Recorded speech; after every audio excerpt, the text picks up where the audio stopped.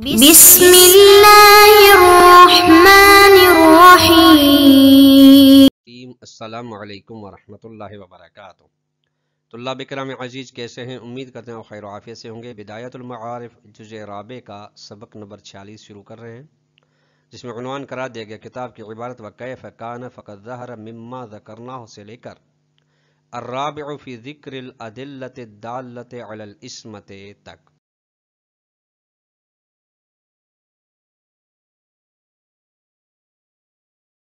گفتگو کرا پائیں گے وہ یہ ہے، نمبر 1، مصنف نے عصمت کی تعریف لازم کے ذریعے سے کی ہے، یعنی اثر کے ذریعے سے کی ہے، مؤثر کے ذریعے سے نہیں کی۔ نمبر 2، عصمت ایک اختیاری ہے، دوسری غیر اختیاری ہے، یعنی ایک ہے جس کے اندر اختیار انبیاء و ائمہ ہے، دوسرے کے اندر اختیار انبیاء و ائمہ نہیں۔ نمبر 3، ضروری نہیں ہے کہ عصمت کی دلیل شرعی محض ہو، بلکہ عصمت کی دلیل عقلی ہونی چاہیے یا مرکب ہو عقلی و شرعی سے۔ آئیے عبارت کو ملاحظہ فرمائیں۔ اس طرح سے بھی ہو،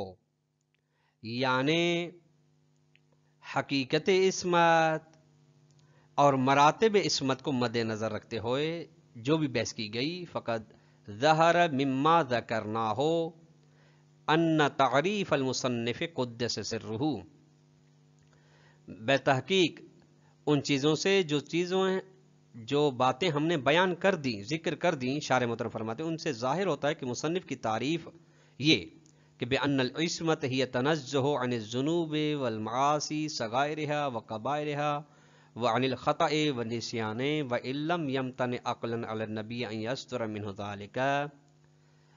من باب تعریفها باللازم والاثر۔ یہ من باب طلاب کرام عزیز یہ ان کے ساتھ تعلق ہے، اس خبر ہے ان کی۔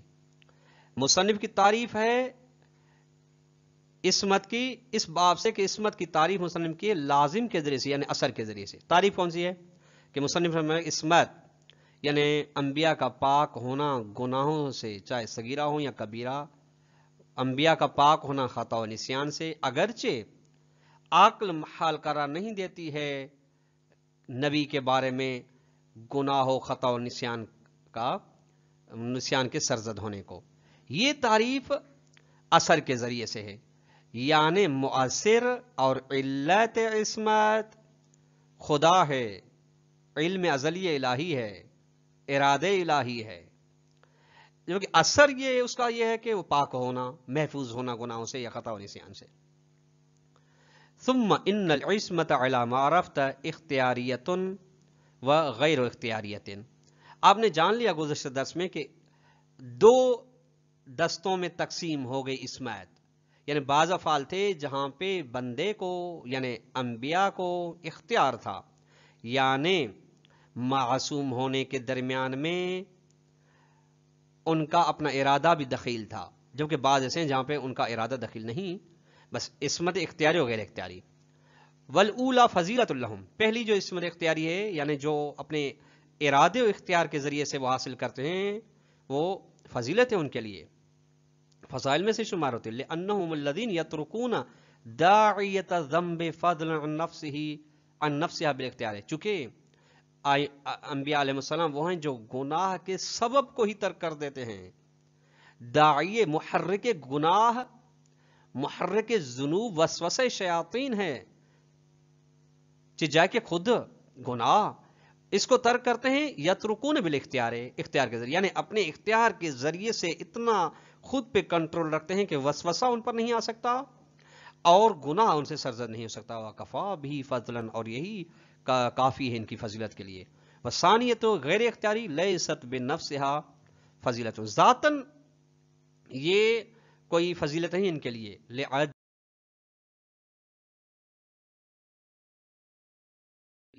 اختیارہم فیم، چونکہ ان کے اختیار کی دخالت اس میں نہیں ہے۔ ولیکن اختصاص هذه الموہبۃ بہم، لیکن یہ ہبہ الہی جو ان کے ساتھ مخصوص ہے، دوسروں کے ساتھ مخصوص نہیں ہے، یہ یکشف ہو، یعنی غیر اختیاری میں اگر یہ لحاظ دیکھا جائے کہ وہ عطا کرنے والا ان کو عطا کر رہا ہے، دوسروں کا عطا نہیں کر رہا، یہ بھی اس زمرے میں فضیلت شمار ہوتا ہے، فضیلت شمار ہوتی ہے۔ لیکن مخصوص کر دینا اس موہبت الہی کو یعنی غیر اختیاری والے کو بہم انبیاء کے ساتھ یکش وہ ظاہر کرتا ہے کہ ان لیاقتہم لایحاب ھذا اللطف العظیم فی علم اللہ تعالی، خدا کے علم کو دیکھتے ہوئے یہ کہ خدا کے علم میں اس ہبے کے لائق یہ ہیں، دوسرے نہیں، وہ یہ فضیلت غایت الفضیلت ہے، یہ بھی انتہا درجے کی فضیلت ہے کہ جو علم ازلی الہی میں لائق ہبے الہی ہوں، لأن لیاقتہم حاصلۃ بحسن انقیادہم فی علمہ تعالی، چونکہ خدا کے علم میں یہ مطیع بندے تھے۔ ومن المعلوم، اور بدیہی بات کہ ان حسن انقیاد فعل اختیاری لہم، کہ بہترین اطاعت گزار ہونا یہ ان کا فعل اختیاری ہے۔ بس فالعصمت فضیلت اختیاریت، عصمت ایک فضیلت اختیاری ہے بے اعتبارہا، ایک لحاظ سے، اور بے اعتبار مکشوفیہ من حسن الاعتقاد ہے، اور اگر علم الہی کو دیکھا جائے کہ اس میں یہ مطیع بندے ہیں، اس کے لحاظ سے بھی فضیلت ہے، فضیلت غیر اختیاری ہے لیکن ہے فضیلت۔ ثم ان ترک الداعیت الذنوب فضلا نفسیہ بالاختیار، اب یہ ہے کہ جو محرک ذنب جو کہ وسوسہ شیاطین، اس کو ترک کرنا چاہیے کہ خود گناہ ہو، اس کو ترک اختیار کے ذریعے سے، یہ اس کی دو سو اما ناشن ان ایمان باللہ والیوم الاخر، یا تو انبیاء علیہ السلام کو خدا کے بارے میں اتنا مضبوط ایمان ہے، آخرت کا اتنا مضبوط ایمان ہے کہ وہ ایمان ان کو محفوظ رکھے ہوئے ہے کسی بھی وسوسے کے آنے سے، وقوت ارادتہم، اور ان کا ارادہ مضبوط ہے، مع علم بالحقائق وتعاصیر المعاصی فی الدنیا والآخرت علما بینا لا سطرت فیہ، اور اس کے ساتھ ساتھ وہ حقائق کے بارے میں علم رکھتے ہیں اور یہ بھی جانتے ہیں، علم کے یقین رکھتے ہیں کہ گناہ کا اثر ہے دنیا میں بھی آخرت میں بھی، ایسا علم ہے ان کے پاس، واضح علم ہے کہ جس میں پوشیدگی نہیں، خفا نہیں ہے، ایک اس سبب، او حبہم باللہ تعالی خالصا لا یخلطہ شیء آخر، یا تو دوسرا سبب داعی ذنوب نہ ہونے کا یہ ہو سکتا ہے کہ ان کو خدا کے ساتھ اتنی خالص شدید محبت ہے کہ اس محبت کے ہوتے ہوئے کوئی چیز نہیں آ سکتی، کہ کوئی چیز اس محبت کے ساتھ مخلوط نہیں ہو سکتی، بس اس محبت کے ہوتے ہوئے جو کہ سبب گناہ محرک گناہ وسوسہ وہ نہیں آ سکتا۔ آسانی دوسرا مرحلہ فی مختار الامامیت، امام شیعہ اثنا عشری کے اختیار شدہ قول کے بارے میں، ولا یذهب علیک ان مذہبوں فی عصمت الانبیاء، شارح مطرف فرماتے آپ کے لیے مخفی نہ رہے بات کہ مذہب امامیہ عصمت انبیاء میں یہ ہے، وہ عدم و جواز صدور الذنب منہم مطلقاً، کہ انبیاء سے مطلقاً گناہ سرزد نہیں ہوتا، ممکن نہیں ان سے گناہ کا سرزد ہونا، سوا، اب یہ جملہ مطلقاً کی تفسیر ہے، مطلقاً یعنی سوا ان کان ذنب صغیرۃ او کبیرۃ، چاہے گناہ صغیرہ ہو کبیرہ ہو، انبیاء سے سرزد نہیں ہو سکتا، عمدن کان او سہوا، جان بوجھ کے ہو یا بھولے سے ہو، قابل البعثت کان ام بعدہا او بعدہا، بعثت انبیاء تو اللہ بھی غور فرمائے گا کہ بعثت انبیاء یعنی اعلان نبوت سے پہلے ہو یا اعلان نبوت کے بعد ہو، یہ بالکل محالین کے بارے میں البتہ اختیار دخیل ہے، کما انه لا يجوز عندهم ان يصدر منهم الخطأ والنسيان في تلقي الوحي وابلاغه، جس کے جائز نہیں ہے گناہ کا ہونا، یا جائز نہیں صدور گناہ ان کے نزدیک، عندهم امامیہ کے نزدیک کے صادر ہو سکے، یعنی لا يجوز ان يصدر، ممکن نہیں کہ صادر ہو گناہ انبیاء سے، سرزد ہو ان سے غلطی بھول وحی کے لینے میں اور وحی کے پہنچانے میں، تبیینی وضاحت کرو نہ ذالک، ان مراحل میں بھی ان سے کوئی غلطی سہو و نسیان نہیں ہو سکتی۔ آپ یہ بات دیکھ سکتے ہیں گوہر مراد صفحہ نمبر 299 سے 301 تک، سرمایہ ایمان صفحہ نمبر 91، اور اس کے علاوہ دیگر کتابوں میں جو یہ عصمت انبیاء کی بحث ہے۔ قال العلامۃ قدس روح، علامہ فرماتے ہیں، علامہ یعنی علامہ محلی، ذهبت الامامیۃ کافۃ الی ان الانبیاء معصومون عن الصغائر والکبائر، तमाम इमामिय शिया इस्नाशरी इस बात की जानिब गए हैं कि अंबिया मासूम हैं गुनाह सगीरा और कबीरा से, मुनज़्ज़हून अनिल मासी, उन्हें पाक व पाकीज़ा बनाया गया गुनाहों से, क़ब्ल नुब्वत व बादहा, चाहे वो गुनाह नुब्वत से पहले के हों या नुब्वत के बाद के हों, अला सबील अम्द व निस्यान, जानबूझ के हों या भूले से हों, व अन कुल्ल रज़ीलतिन व मुनकसतिन, हर पस्त काम से, हर घटिया काम से, हर घटिया बात से उन्हें पाक व पाकीज़ा बनाया गया है। वमा यदुल्लु अलल खिस्सति व ज़अत, और हर उस चीज से भी इन्हें मुनज़्ज़ह करा दिया गया है, पाक बनाया गया है जो इनकी पस्ती पर दलालत करे।